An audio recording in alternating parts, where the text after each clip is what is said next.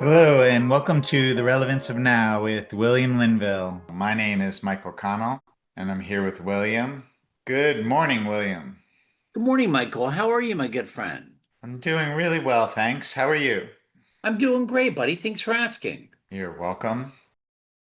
You've shared that a number of clients over the years in relationship, one or both of them have challenges with their spouse around trusting them.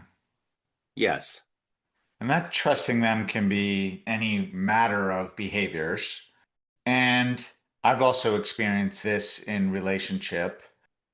We all can understand when we feel another person isn't trustworthy. They'll say one thing, maybe very repetitively over the years. It might say they're working on it, they're trying to change their behavior, but there's no needle moving in that.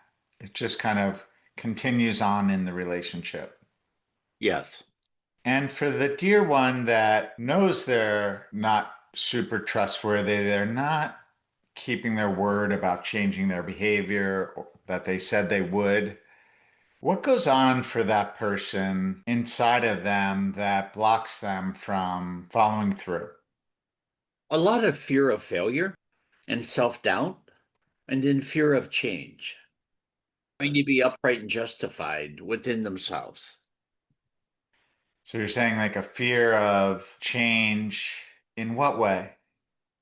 Well, it's like they get into a routine of their behavioral mannerisms, and they become afraid of changing that routine as if it's going to make them more vulnerable. Hmm. And then you said like a fear of failure. Yeah. Like they try to change, but then they're afraid that they won't be able to fully make that change.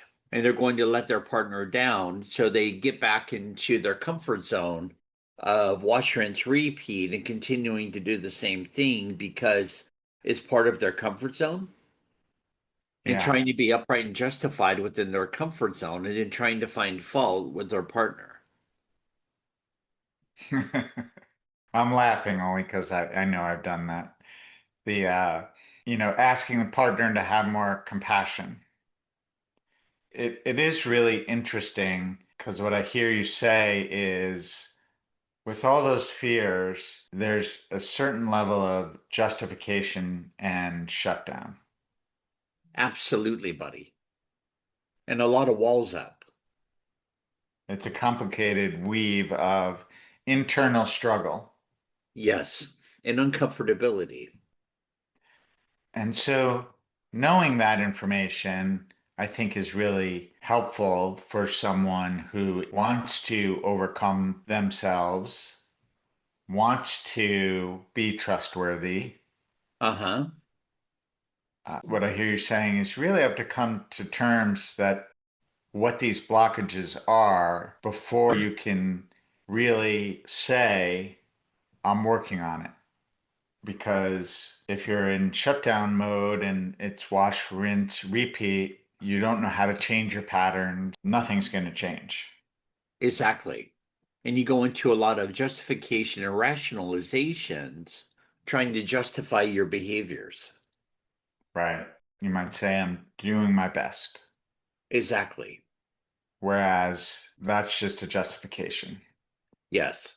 You just haven't figured out what the formula is to dissolve these blockages. Exactly. How do you assist dear ones that have these blockages within them? By having them see that those blockages are not really serving them, that they're actually holding them back from really fully enjoying all of creation, and that they're holding them hostage from being able to fully express themselves and being in an intimate, loving relationship with the heart and a harmonious state within themselves, and where they're really hindering their enjoyment and their happiness and holding them back from the enjoyment that they could be experiencing in their life and assisting them to see that they've outgrown the behaviors. Now it's just behavioral mannerisms that are holding them hostage. Because you see, even when their partner is asking them to make long term beneficial changes, It's because it's all coming up to be dissolved, and because it's time for it to be dissolved, and it's becoming exposed for them to let go of because they have outgrown them. That's why it's surfacing so powerfully. And I know this was the case for me, but one of my justifications for not changing was I felt that my partner's expectations were too strict.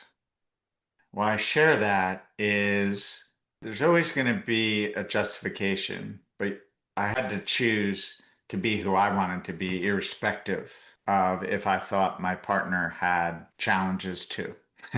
Exactly. That it was just really about me being who I wanted to be. You've taught this to all of us in life that in all areas beyond just trust, the message is that you share is just be who you want to be. Exactly. Other people's behaviors have nothing to do with you. Exactly. And can you share more about that? Yeah, their behaviors have nothing to do with you, and all this stuff is coming up to be exposed and to be released and to set yourself free. Now, in a relationship, you've built a long history of saying you're going to change a behavior, saying you're going to do something and not doing it. Can you talk about the commitment level that's necessary to rebuild the trust? Yeah, by taking small steps to change the behavior and just sharing with your partner that you're taking small steps, even sharing with your partner the small steps that you're taking, and that you're doing your utmost to address the behavioral mannerisms and sharing with them the steps that you're taking to show them that you're actually doing something to change the behaviors and to remedy them, that it's not just words. Right. And then what do you share with them when you slip up?